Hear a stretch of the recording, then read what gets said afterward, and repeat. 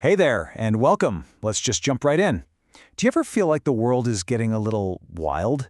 Like the systems we've all counted on for generations are just sort of crumbling? Well, you are definitely not alone.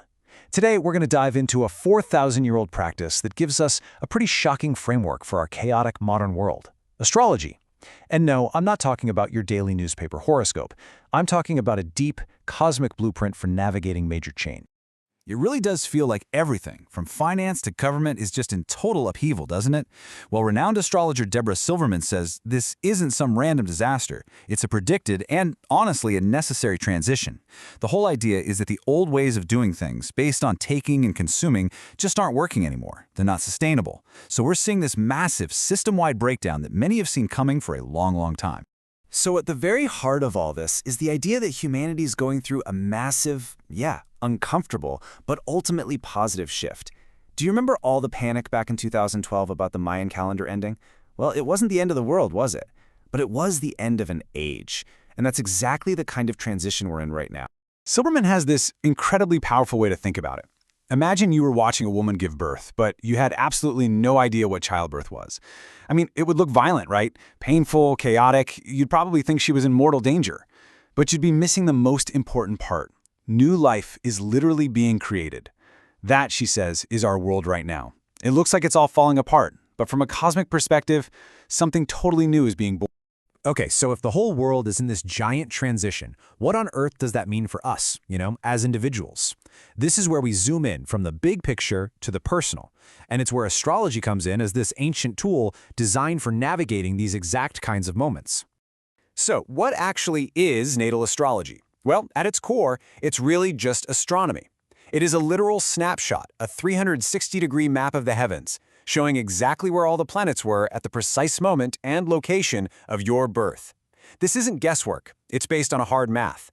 And this chart, this map, it acts like a personal instruction manual for your life. It's a blueprint of your purpose, your challenges, and your greatest potential. And let's be super clear here, this is worlds away from those generic horoscopes you skim in a magazine. I mean, those are fun. They're entertainment, based only on your sun sign.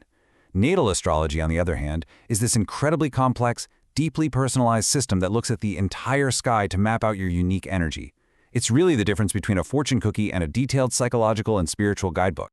And just think about the sheer staying power of this system for a second. 4,000 years. Astrology has been practiced for over 4 millennia.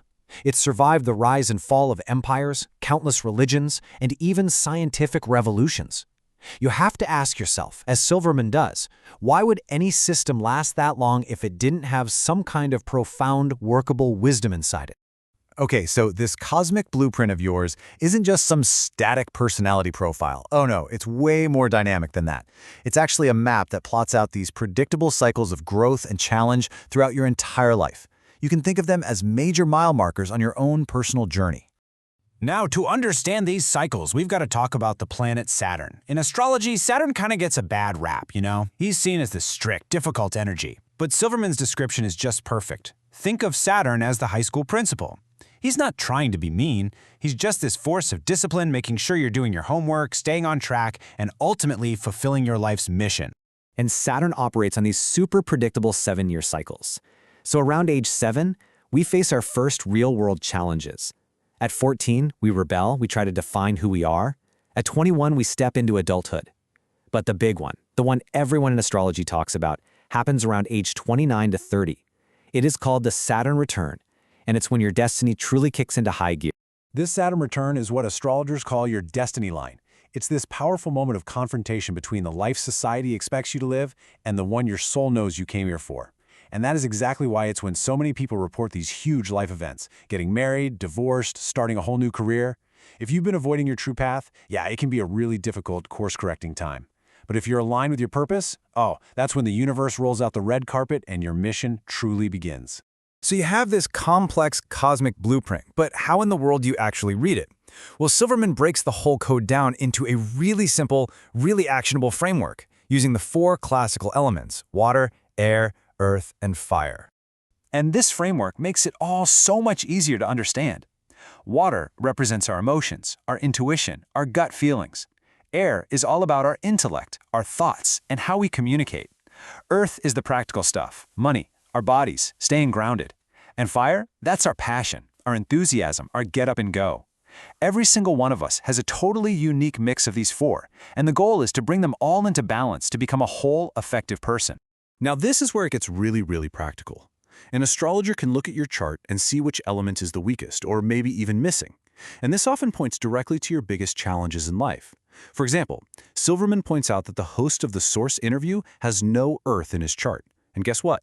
It perfectly explained his past struggles with money and just basic, real-world practicality. Knowing this gives you a roadmap for what you need to consciously work on and develop in yourself. All right, so we've looked at the giant global picture and we've drilled down into our personal blueprint. This final section is all about tying it all together, bringing the focus back to our collective role in this global transition we're all living through right now. This really is the big question, isn't it? If we're in the middle of this chaotic, painful, but ultimately creative birth, how are we supposed to handle it? Especially during the years between now and 2028, which astrologers are predicting will be, let's just say, particularly bumpy. The advice is to become a wisdom keeper. Step 1 is just to acknowledge what's happening, accept that we are in a transition that looks and feels like a total breakdown. Step 2 is all about you. Calm your own nervous system, master your own emotional world, your water element. And step 3 is about faith. Trust that there are directors behind the scenes, some kind of higher intelligence that's guiding this entire process. And this brings us to what might be the most crucial point of all. Our primary job isn't to fix the whole world, it's to fix ourselves. By understanding our own blueprint and mastering our own inner state, we become the calm ones in the room. We become stable anchors for our families, for our communities, as the world goes through these intense birthing pains. We essentially become the midwives for a new era. So, the ultimate takeaway is really this. This ancient system suggests you weren't just sent here without a map. There is a cosmic blueprint, an instruction manual that was designed just for you to help you navigate this life and this very specific, very intense moment in history. The only question left is, are you ready to read it? Thanks for tuning in.